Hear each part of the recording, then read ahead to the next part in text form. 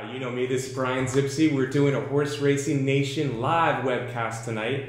The Breeders' Cup is over. Churchill Downs is running. We're going to do 4 Wednesday night webcasts.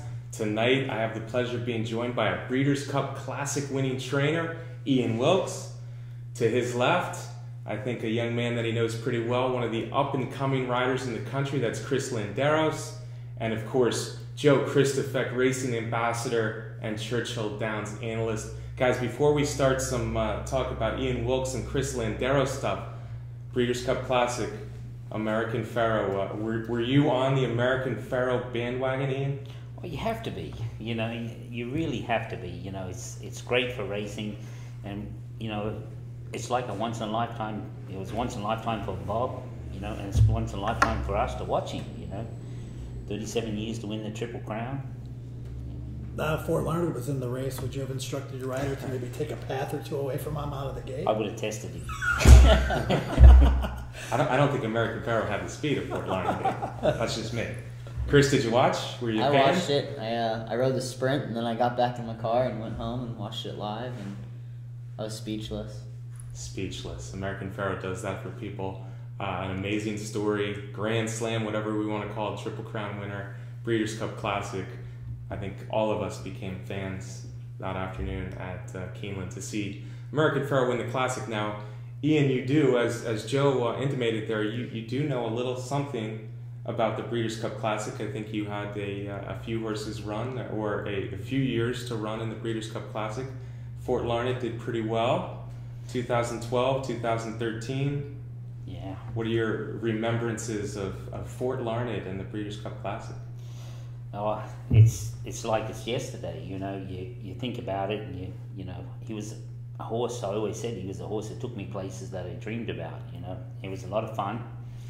He was a special horse, fast horse like Joe. You know, he's just super fast. You know, he could do 134 in hand and then still make a 5/8 mile run. You know, and that takes a special horse to do that. But just you get to watch an American Pharoah win the Breeders' Cup Classic, and you go back to thinking, yeah, I was there once.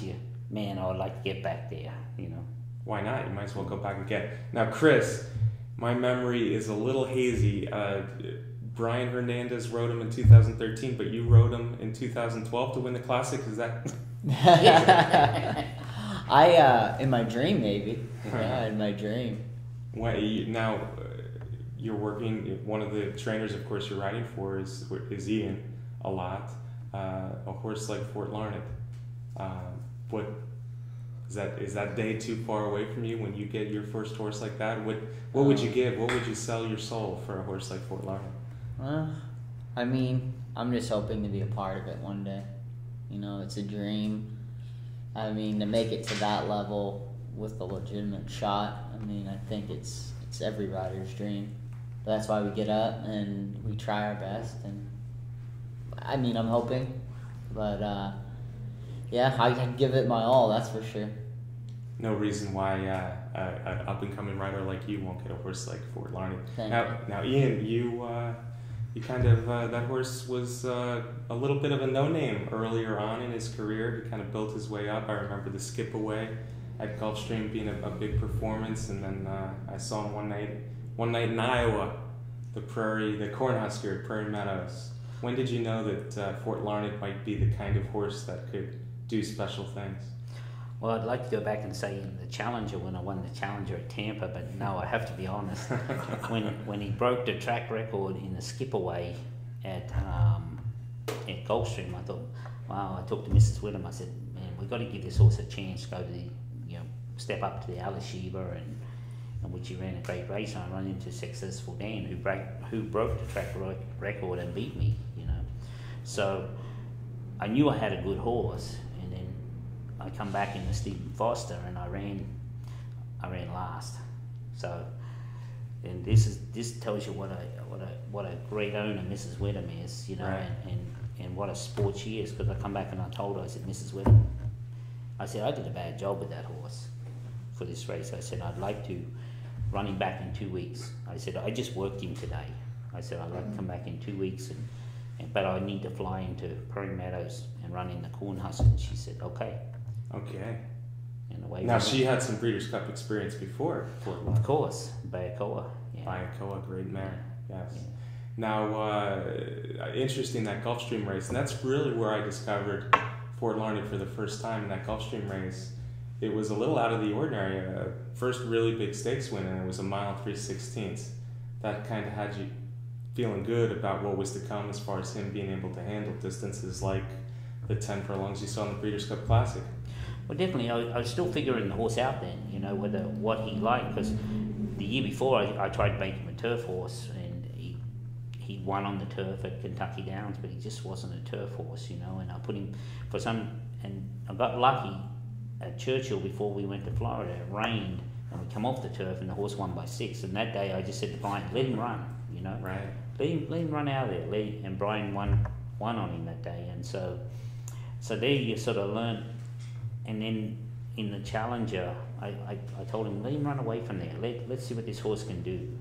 He wants to run free. So, and that was sort of just a learning and building curve. And then you get to understand this horse can really is a fast horse. He can run 110, 134 the first mile, and then still make a 5/8 a mile run. He takes the other horses out of their game because he makes them chase too much. The closers couldn't get to him because he was just too brilliant. On his day, no one could beat him. And then you came to Saratoga later that summer after that nice win at Prairie Meadows. When you got to Saratoga, I remember that being a very tough field. He was not one of the favorites. He was liked a little bit, but he wasn't one of the favorites. Did you feel good about possibly winning the prestigious, historic Grade 1 Whitney with this horse coming from Iowa? I did actually. I felt I was very confident, and it's funny when you come into a race and when you look at a race, you can read the form, you can say, oh, this is going to be the speed. You can say this is going to be the closers. You know, and there's a race that Brian and I talked about. It just worked out exactly perfect how you read the form. I said we're going to be laying third, and we've got to break good, but we'll be laying third. These 2-speed horses, but I said, don't wait around for the closers. Let's go. You know, open up on them. Don't make them chase you. Bring them out of the game a little bit, because if you let them get to you, we're playing into their hands, and so everything worked out perfect. Perfect, it did. Whitney win. There was a Jockey Club Gold Cup in between the Breeders' Cup Classic, which he did not win. You get to California, the Breeders' Cup Classic. Again, you're not necessarily one of the favorites. You're respected, but what were your thoughts going in? You think you were on the horse to beat? I did. I really, you know, after the Whitney, and we won that win and you're in, so that was important. So that changed the whole thing. You had to think about what you do. You know, do you run back in the Woodwood?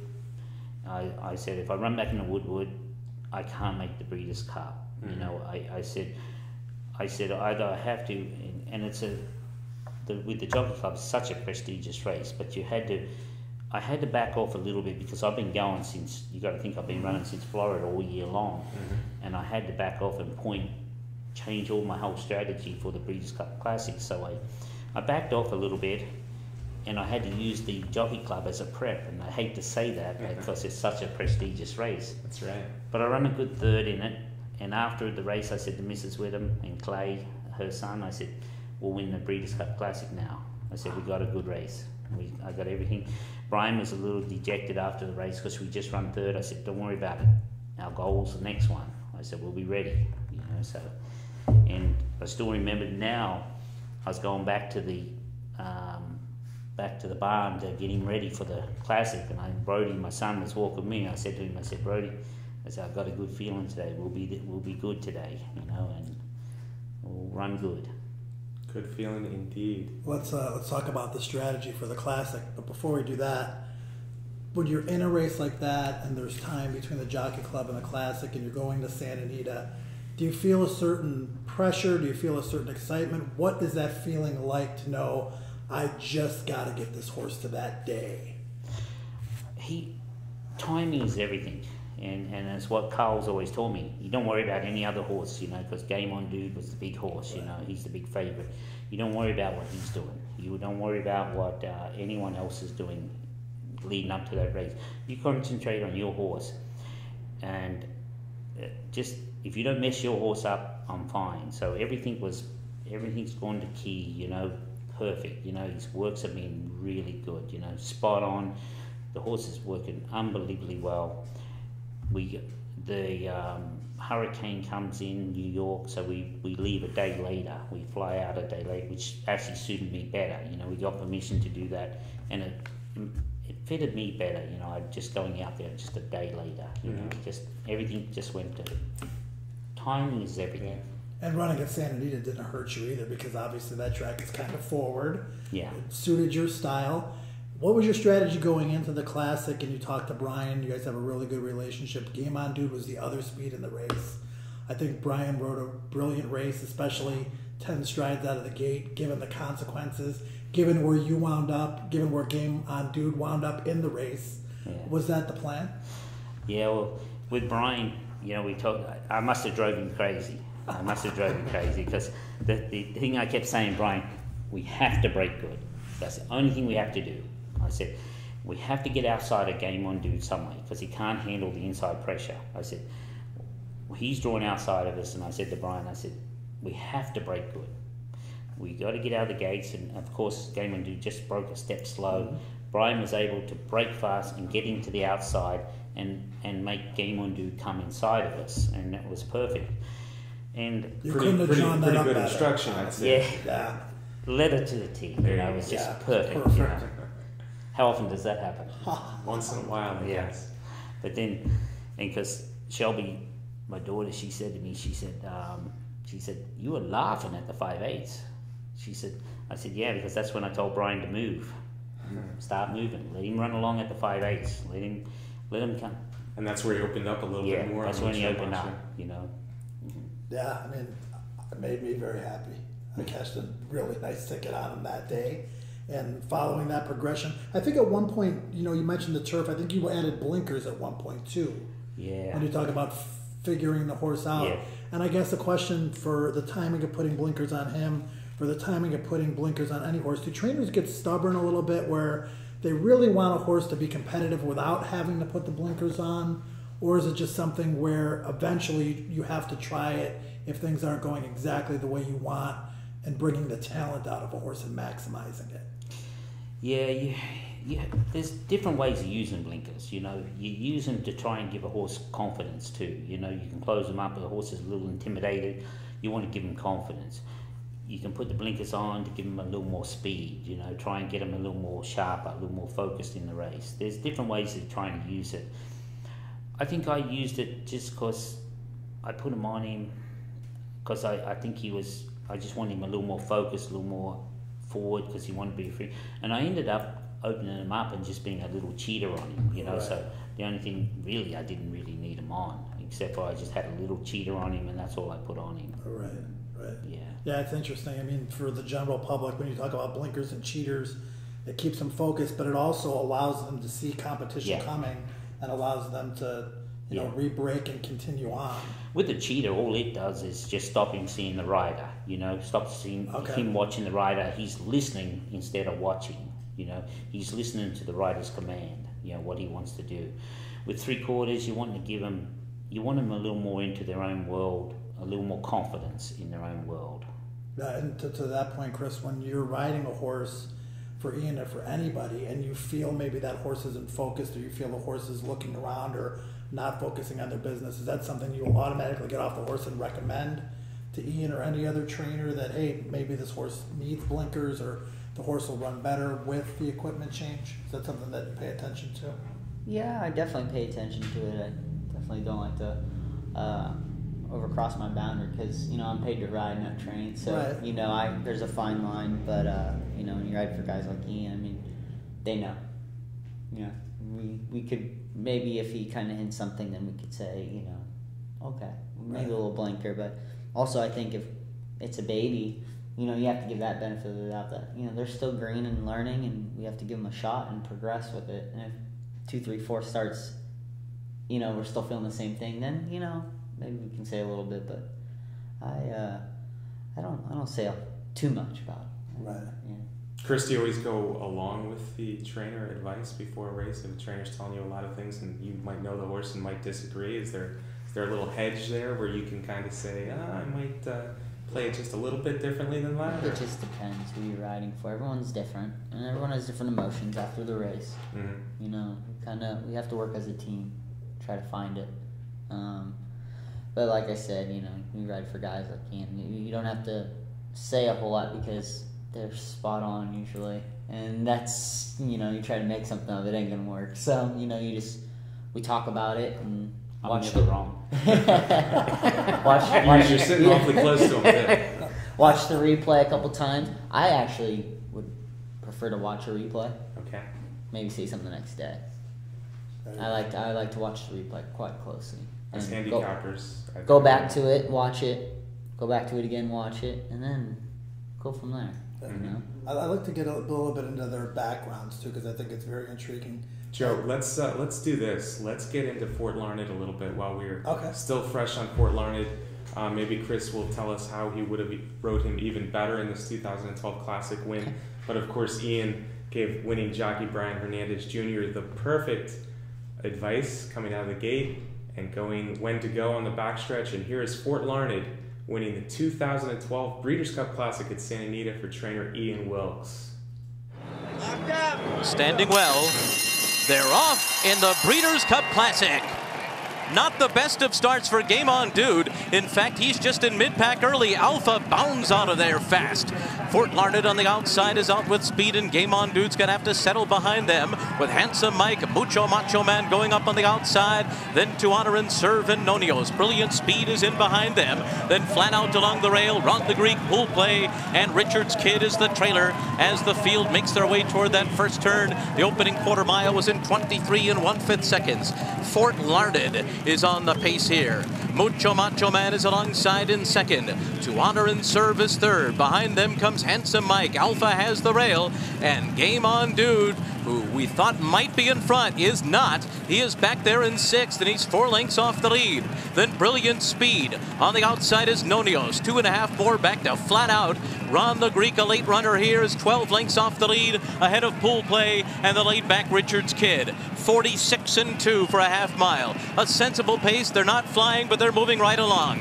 Fort Larned continues to lead the way, and now he's by himself. He's got a 2-length advantage on Mucho Macho Man as the field heads for the far turn. They went 3/4 in 1:10 flat, so the pace continues to be solid. And Game On Dude begins to move now on the outside. He's third, and he's 3 lengths off the lead with Fort Larned and Mucho Macho Man to catch. Handsome Mike has come under a ride, and then comes Nonios. Flat Out is in the midst of his rally. He's 8 lengths off the lead as they come to the top of the stretch. It is Fort Larned and Mucho Macho Man, and they are now well clear of their competition. Fort Larned comes into the stretch in front. Mucho Macho Man runs at him with 1 furlong to run.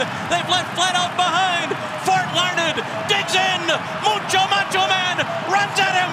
Fort Larned, Mucho Macho Man. Fort Larned with the heart of a champion. Mucho Macho Man was second, a very gallant second indeed. Then came Flat Out, followed by Ron the Greek. All right, here with Craig Fravel, Tom Lute of the Breeders' Cup, the legend, Tony Bennett. Man, this is cool. Also, the governor, Governor Brown, will be presenting the trophy very shortly, but first we do have a special presentation. Atissa Tajadad of Mont Blanc with a watch to present. Mont Blanc congratulates you on this amazing race with the Mont Blanc Nicolas Riesek timepiece. Congratulations. And I hope you'll always remember with this timepiece. Thank you. Governor Brown. What a fabulous race.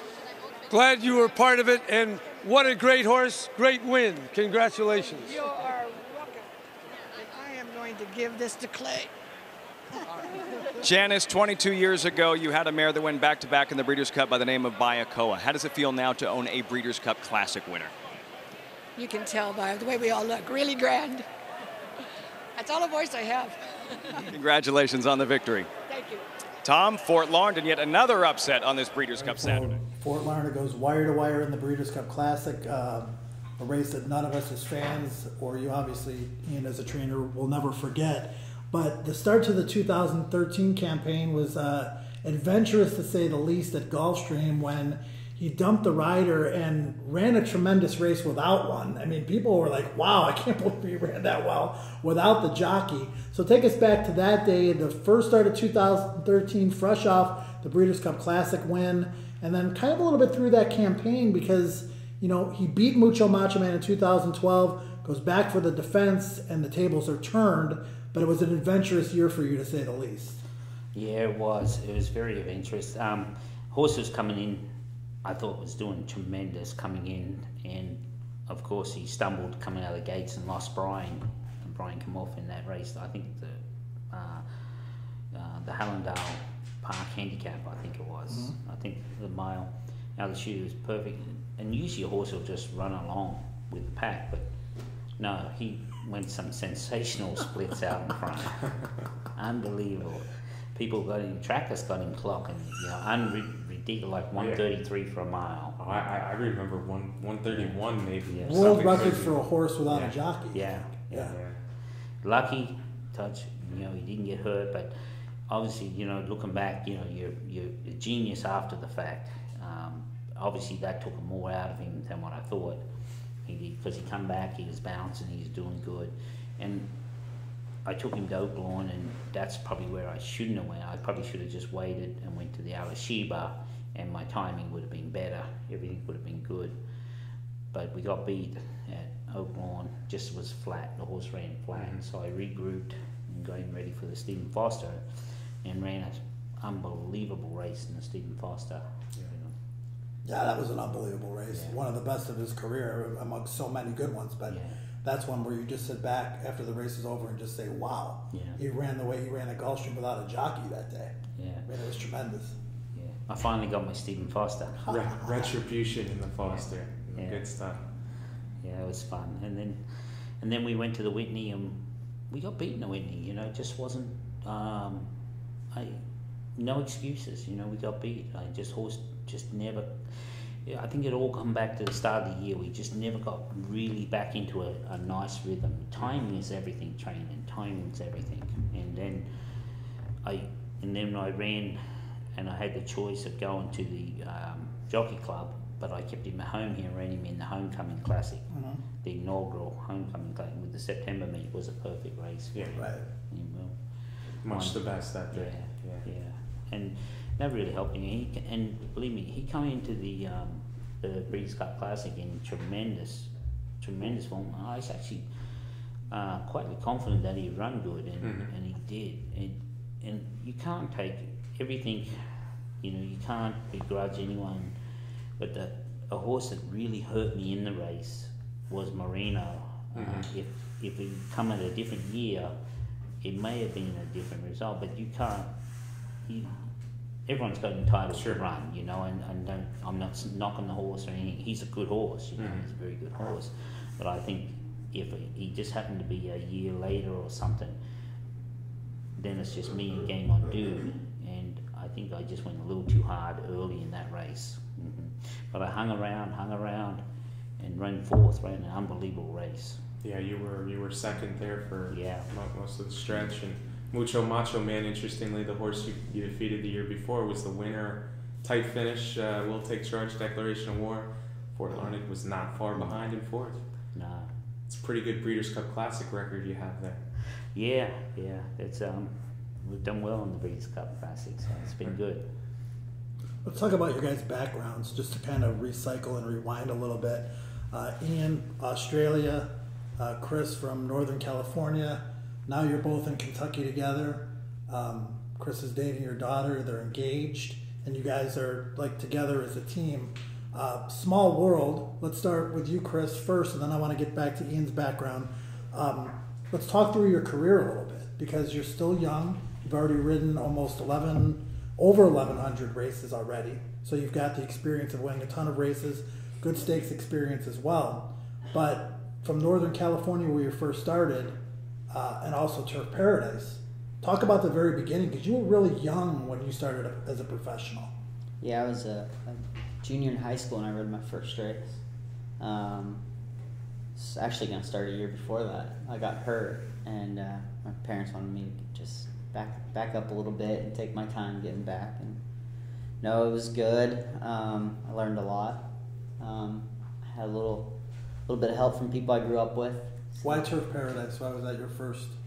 Well, I was galloping there, working Okay. horses. Actually, I was working horses in Southern California with my dad. My dad wanted me to get polished up, so he thought, go to Turf Paradise, ride some races, and get the feel of everything, and then we'll bring you to California. And so at that time, I was breezing horses on the grass for Neil Drysdale. I was working for John Sadler, helping Mike Pipey, my dad. I was working 8 to 10 a day, 16, 17 years old before I started riding professionally.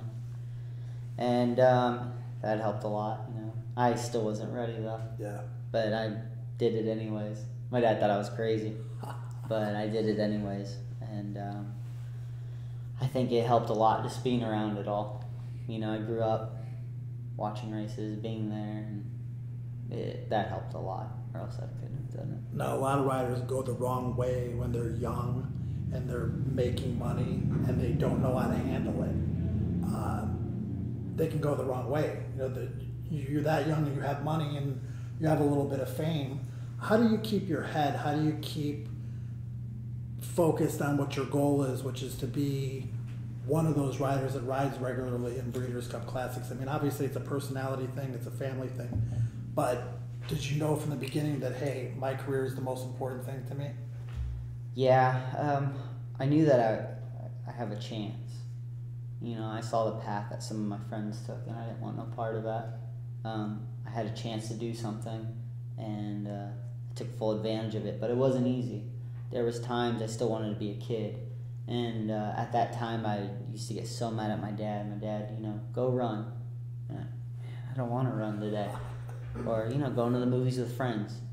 Not tonight, you ride 7 tomorrow.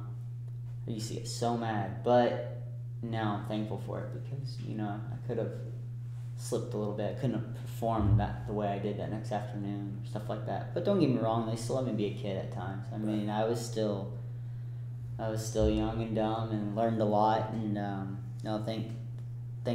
very thankful for my grandparents. They made it happen for me.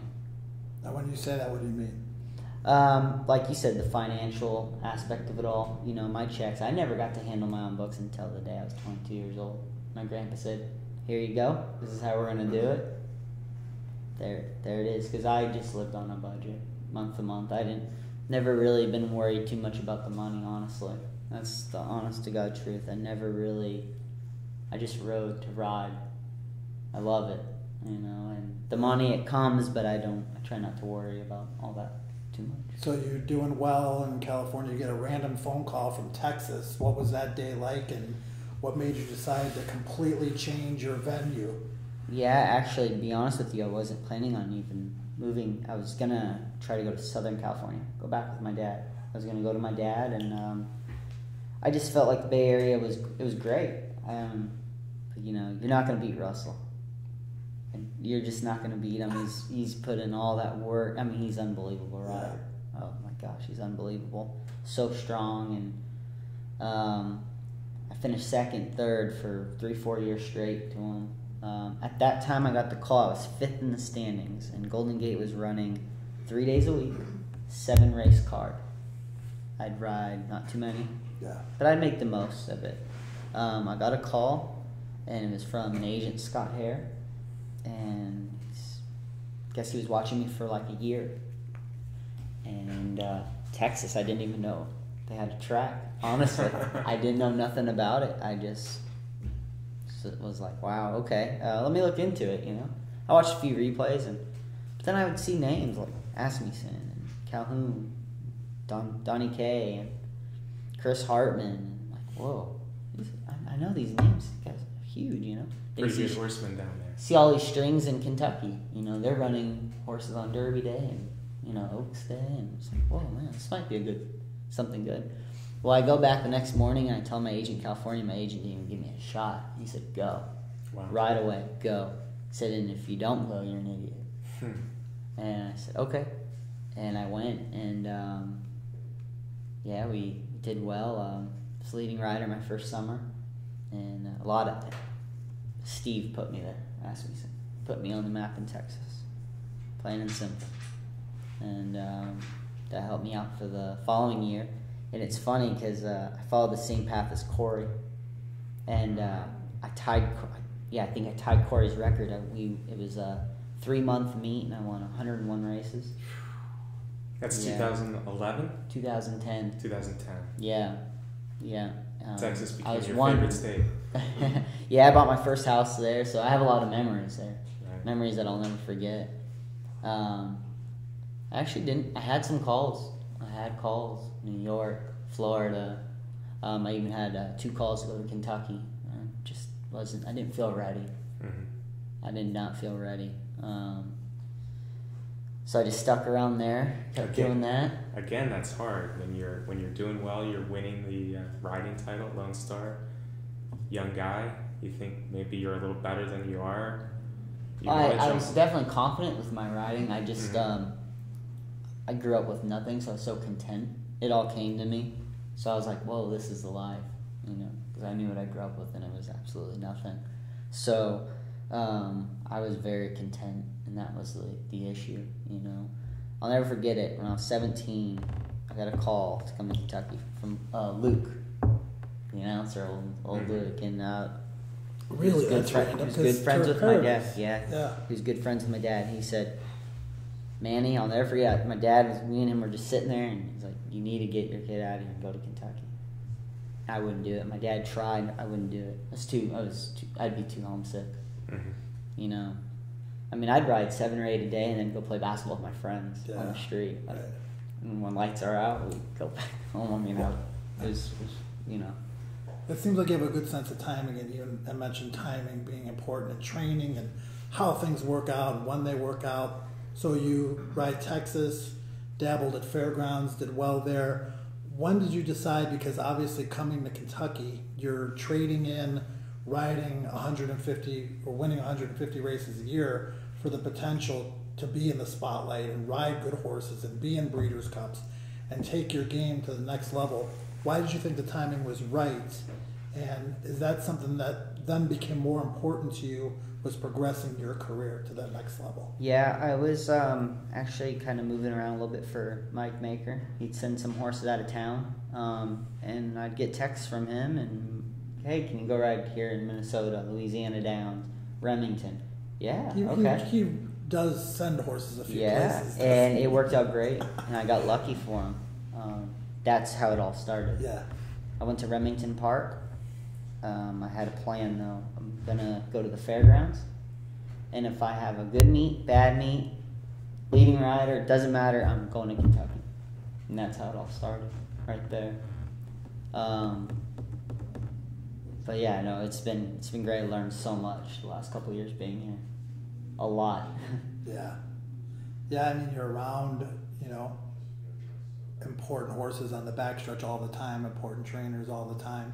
And like Ian said earlier, it's like the timing of everything. And you rode a lot for Kenny McPeak. You guys had a lot of success together, right? And it's just getting in different barns, having some success. We used Florent Giroux as an example. 5 years ago, if you said his name, a lot of people wouldn't even know who he was. Wins some local stakes races, goes out on the road, wins some races in other places, wins a Breeders' Cup race, and now this is a guy whose name is going to be synonymous with riding big races all the time. It's just getting over that hump, right? And the only way to do that, I'm guessing, is hard work and building your relationships with people. Yeah, I think, Ian, he helps me out a lot with that. So does my agent. It's building those relationships every day. And it's hard. You want to be out there and do more, but at the same time, look at what all the other work these guys have put in for years before me. So, they've been in this position before and sticking it out and keep going. But it's good. It's good. It's good to be here. Chris, that's something I want to know. Now you're in one of the top riding colonies in the country here in Kentucky, Churchill Downs. How are you going to set yourself apart?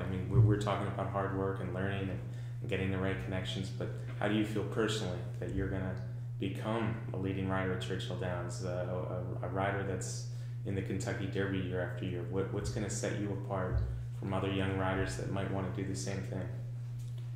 Oh, I mean, Tough question. yeah, it is. It's something that I would love to do. I want to go every year and ride those big races, you know, but we all have to start somewhere. And like I said, these guys have been putting years and years of work. So I'm behind the 8 ball a little bit, but hard work and, you know, get lucky in some spots and building relationships. And as far as setting myself up, I mean, it's I gotta wait for Corey and them to kind of slip a little bit, but you know, it's tough. Answer. It's tough. Yeah, Ian, you ride Chris a lot. What do you see in Chris that you think is going to allow him to succeed on the biggest stages? Well, it's now he might be your son-in-law soon. He's going to be your son-in-law soon, so be careful with your answers, I guess. well, but no, Chris has got a good sense of riding. You know, he's got all the attributes to be a good rider. You know, and one thing riders got to, and same with trainers, you never stop learning. As long as you realise that, you never stop learning to get better and better, you'll be fine. You know, as my old saying is, the day I know everything is the day I retire, because then no one can prove me wrong. You know, so it's the same thing with riders. As long as they keep learning and never be think that you're above the game, and because it will humble you sometimes, and just keep learning and you'll be fine. You just need the breaks. You know, everyone needs. Yeah, I think even Joe, you talked about where Florent, you know, fell into, got the breaks. You know, everyone needs a break. You know, and you get the right breaks and things will come. And if you work hard, it will come. Right. I mean, Chris has ridden 1,162 winners, right, and has been leading rider many, many times. Do you feel, Chris, that confidence is the most important thing? You might go into a little bit of a slump, and then you might feel like every move you make is the right move. It's translating that to the biggest of stages and being on a big stage regularly, and just knowing, like, the World Series is just another baseball game. Riding in the Breeders' Cup Classic is riding in just another race when it all comes down to it. Yeah. I remember my first Breeders' Cup. I was actually more nervous just putting on the silks, but once I was out there, it felt great. You know, get to kind of, wow, this is pretty cool. But when the gates opened, yeah, you're right. It was kind of just your ordinary, you know, you're riding, you know, and it was kind of the same thing. It was fun. Is it weird looking around and seeing Gary Stevens to one side, Mike Smith to the other side, and Castellano and Vlad? I mean, these guys are like the all-stars, and they're in it every Triple Crown season, every Breeders' Cup. Obviously, all jockeys aspire, but are you in awe of any of these guys? Are they just other riders like you, and they just happen to be, you know, well-mounted in a lot of positions, and that allows them to succeed on a regular basis? Oh, no. I mean, they do things that are incredible, and I get to watch and learn, and they do things that I was like, well, why'd he go there? Oh, wow, now I see it, you know. But definitely, I think a horse helps a lot. Good horses can make anything happen for us, make us look good. So, but no, I mean, but they put themselves in good positions to get there. You know, they earned it, so you have to respect that. You guys are talking a lot about learning and continuing to learning. I believe in that, of course, in every phase in life. So it's really nice to hear a very successful trainer, very successful young rider talking about continuing to learn, and that process is never going to end. Now, earlier this evening, Ian, you mentioned learning from Carl, and of course we're talking about Carl Napsker, one of my all-time favorite trainers. You used to get on horses for him going back a few years? Just a few years. Yeah. One horse in particular that I loved was a Kentucky Derby winner, 1990, Unbridled. That a horse you had some experience with? Yeah, I was fortunate enough to, I remember the day we, a van pulled up, Sally van pulled up, and we took 3 horses off. I led Unbridled off the van, big white face on him, off the van, a 2-year-old, and I got lucky I was exercise rider for him. It's an easy game, you win the Derby. I'm young. Well, let's rewind a little bit, because you were in Australia. Yeah. And you were, an aspiring in the horse racing industry, and you had a common friend with with Carl, and Carl brought you over. How did that all work to begin with? Well, I worked for Colin Hayes, a leading trainer in Australia, in South Australia, and I always believe things happen for a reason, and this is going back. Why is I met Julia was a girl that worked for Carl, had just come back to work for Colin Hayes, and she said, I've been to America. I said, wow, I want to go. I said, how do I get a job? So we called up, got a job, and me being naive, young and dumb, I don't know anything. I think I get a visa and leave the next day. So, but this was in '88, in November '88, and I think I'm going to leave. But it wasn't until my visa didn't come until April '89, and in that 6 months, I actually got together with my future wife, Tracy. Otherwise, if I left in '88, I would have been here by myself, and so things happen for a reason. So that's what you always believe in. And I come over in '89, spent a year and a half here, and we were fortunate. We had a fantastic time. Tracy and I had a great time, and we had great success with Carl. We had Unbridled, win the Derby. This game's easy.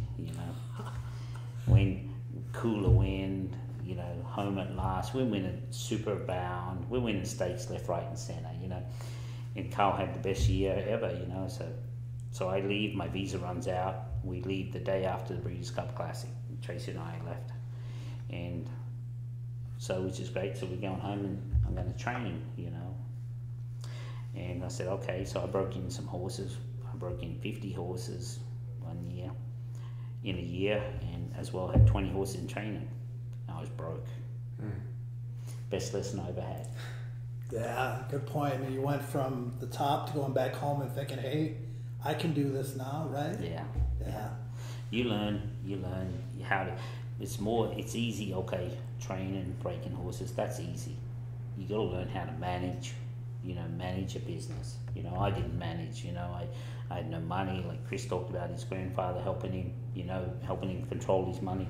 Yeah. I had no one. I learned myself. I was busted. We had no money. So, and Carl always he always said, if you ever want to come back. So I called him up. I said, is that job still open? He said, yeah. So we waited a year. I quit training, give everything away. We moved to Western Australia to stay with Tracy's parents for a year while we waited for our visa to come through. Wow. We cooked fish and chips, dug potatoes, and mowed lawns. That's all you gotta do. That's all you gotta do. Yeah. And you came back to Carl in the 93. 93. Yeah, October 93. We moved back. We went home as a pair. We come here. Tracy and I. We went home with an extra one. Then we come back with an extra one. Not bad. That's great. Yeah. And you're familiar with the extra one now. Yep. When is the marriage happening, Chris? May 9th. May 9th. So May 9th, 2016. Oh, that's timing with the Derby then, right? Monday after Derby. Okay. Monday after. So the family gets to maybe, you never know how things can work out. Hey, we're ready for it. We're trying to find one. There you go. You never know. That's well planned though. So Ian, then you come back, you work for Carl as an assistant again for like 12 years probably. 2006 he kind of pulled away a little bit, trained one or two here and there, but semi-retired at that point, and then you kind of grabbed the baton from him a little bit. Well, it's a unique relationship. Carl and I, I've worked for no one else over here except for Carl, and in 2006, Carl turned all the horses over to me to give me recognition, but he kept Mr. Taffel and Bentley Smith, who had been in the barn for 26, 27 years as being owners, which is good, fine by me, which is tremendous, because we still work, we're still partners now, and it's just a great relationship, Have we disagreed? Yes. But do we ever say, I told you so? No. It's a case of we talk about it, and if we disagree, okay, let's go this way, and because that's the way a relationship works. And then if it doesn't work, we say, okay, we know we should have done, and we move on, and nothing's ever said, you know, and this is the way we do it. But we'll talk about things and go over things, and a lot of times we'll disagree about things, but we still believe in the same way. I love to develop horses. Carl loves to develop horses, and Carl's probably one of the best to learn from about pointing a horse for a certain race. You know, if he's got his mind set on a race with a horse, tremendous. One of the best you ever seen doing it. As I've seen Carl at the sale with his wife and the way they check out the babies, it's just something to behold. It's almost, for lack of a better word, spiritual kind of. I mean, he has his own way of doing things. Obviously, the demeanor of a horse is very important to him, along with all the other pedigree and, you know, conformation and all that stuff. But it was just, I found it fascinating to watch them, you know, check out the yearlings before the sale. Yeah, because attitude and mental is a big important part of a horse. You know, a horse don't have the class, the mental. It doesn't matter how much talent they got. If they don't have the class, they ain't any good. You know, I've seen a lot of horses that with a lot of talent that don't have class, that just cannot run. Now, do you feel like this is something that you're developing a talent for, or that have been for a while? Well, I'd like to think that it's something that, like I always said, you never stop learning, but it's something, you know, I think, I like to believe that we think alike, you know. I like to develop horses. That's my program. I love to develop horses. Mm-hmm. I like to see horses, taking that horses, getting that, because it's easy to win races, you know, you can drop a horse down, win a race and that, but getting asset value for owners is where they make money, you know, winning black type, you know, for fillies, you know, that's important to owners, you know, and taking that horse at maybe average and winning 100,000, getting some black type with it, then they've got something to take to the sale and sell or breed, you know, what they want. That's it. Little things like that's important. And you've had another very good year this year. No Fort Larned's in the barn in 2015, but you've had a series of nice horses, winning stakes races, running in good races this year. I want to look ahead though a little bit. Joe's going to be there next year for the Kentucky Derby. Are there any Ian Wilkes trained 2-year-olds that maybe we should be keeping an eye on for next year? Boy, that's a kiss of death, even one out now. Well, Chris, too early to say. When you get on an Ian Wilkes trained 2-year-old first-time starter, you just go to the post knowing that you're not going to win. No, that's not true, because I've actually won on a couple first-timers, but I will say this, and I didn't want to interrupt, but as a rider, before I came here and started riding for Ian a little bit, I just thought, man, just race, just win. The developing part, never really considered even looking at, because nobody really taught me that. Riding for Ian, riding for Carl, and I mean, I'll talk to Carl at nights. He'll call me up, be like, "You rode a good race here, but what were you doing here? Why was this horse doing that? Oh, well, this horse will be okay going longer. Oh, is he a grass horse?" Or, like, man, it's cool for me. Yeah. It's actually fun for me. And when I ride, you know, when we get on horses in the morning, the babies, it's fun. I get to see a different side, because Ian will tell me what we're trying to get out of it. Does that play any part in a national race, thinking ahead? Definitely, because we're setting up for, maybe not today, but for the next run. Well, if you're teaching lessons but you win at the same time, then that's a bonus, right? So it can happen. I think they shocked us. Those ones did.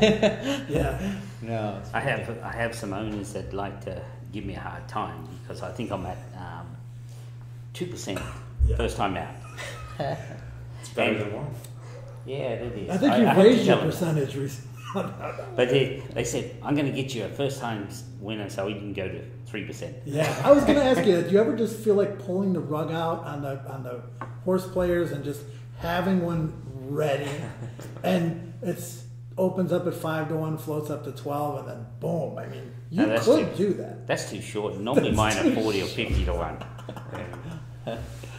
Now, there was a 3-year-old this year that I kind of was looking at during the winter book. His name was Gorgeous Bird, a birdstone. He was on my early Derby list, but there was another bird, another nice birdstone that you had this year, Quality Bird, and I think we need to see a Landeros Wilkes team up here. So we're going to watch a recent win at Keeneland. Quality Bird winning on the turf was the Gainesway, the feature at Keeneland recently. And they're off. Royal Sun is away in good order. Tuba is there toward the outside, and these two come to the front. Bourbon Happens gets away in third position, drops back from that lead battle as they go down to the first turn. Tuba from the outside has the lead, now begins to edge clear at the entry to the turn, gets over to the inside, leads it by 2 lengths. Royal Sun will be in the second position now, gap of 3.5 lengths to Bourbon Happens in third. Ride the Lightning fourth, Lurego fifth toward the inside, Any Given Royal sixth on the outside, Los Barachos seventh between horses, Natchez eighth down toward the rail. Quality Bird is in ninth. Indian Naughty is a wide 10th up the back stretch. One Step Salsa 11th and Late Night Lou 12th and last 23 seconds. The time for the opening quarter. And Tuba, 53-1 long shot shows the way. Tuba is on top by 2.5 lengths. Royal Sun goes second by 2. Bourbon Happens third toward the inside. Ride the Lightning alongside that one fourth. Then Lurego fifth. Any Given Royal toward the outside in sixth is 7 lengths off the lead. Los Barachos is next. Indian Naughty caught wide from the back. Natchez, One Step Salsa, Quality Bird, and Late Night Lou. Midway on the far turn. And it is still Tuba. And Tuba still leads it by 3 lengths. Royal Sun, though, just content to bide time in second. Quarter mile to come. Now starts to look toward the outside at the top of the stretch. Here's Royal Sun coming after Tuba. And then Any Given Royal down the outside, and Bourbon Happens getting involved as well, but still fourth.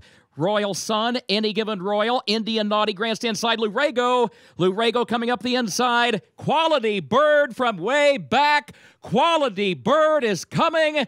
Quality Bird from way back to win the feature for Chris Landeros. Any Given Royal was home second.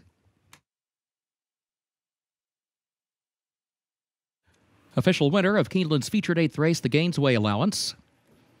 9 Quality Bird, owned by Mary Lou Whitney Stables, LLC, trained by Ian Wilkes, Chris Landeros, the jockey. Quality Bird, a 3-year-old son of Quality Road, out of Caged Glory by Honor and Glory, bred in Kentucky by Mary Lou Whitney Stables, LLC. 1 minute, 37 and 4/5 seconds for the mile over the Keeneland course. So, Quality Bird, big win. I mean, obviously, you develop these horses, you want them to become allowance horses, hopefully graded stakes horses down the line. We were talking off camera about how much you've learned about discussions and developing horses and so on and so forth. Chris, as a jockey, not every jockey aspires to have any sort of genuine horsemanship to them. Some jockeys become trainers, it doesn't work out that well. Some jockeys get too big, they wind up becoming exercise riders and then maybe eventually trainers. But is horsemanship a big part of the game for you, and understanding the horsemanship part of it, do you think that makes you a better rider? I'm actually learning more and more about the horsemanship, and I feel like I'm getting better about it. I think it's a great tool to have. Because, sometimes it's not all about winning that day, but we're trying to point something, we're trying to work on something for a race or two down the road, and I really enjoy it. I like learning the horsemanship. And Ian, the plan with 2-year-olds, do you map out a plan where it's like 6 furlongs, let's see what we can get out of this, let's stretch out at this point, let's try to teach that? I mean, is there a progression that you have mapped out, or does the horse pretty much dictate that progression based on how quickly they come along physically and mentally? Well, every horse is an individual. We have to remember that. They are an individual. They're all different. I very rarely start a horse out of ground the first time, because I love to get that experience short. Run them 6 furlongs, whether it's 6 or 7, run them short, and 9 times out of 10 on the dirt. Just get that experience, get that dirt in their face, get them closing, and showing them what it's all about. And then the next start, I'll try and move them to where they're showing me in their training, whether it's longer, whether it's back short, whether it's on the grass. That's why I do things. I just like to get that.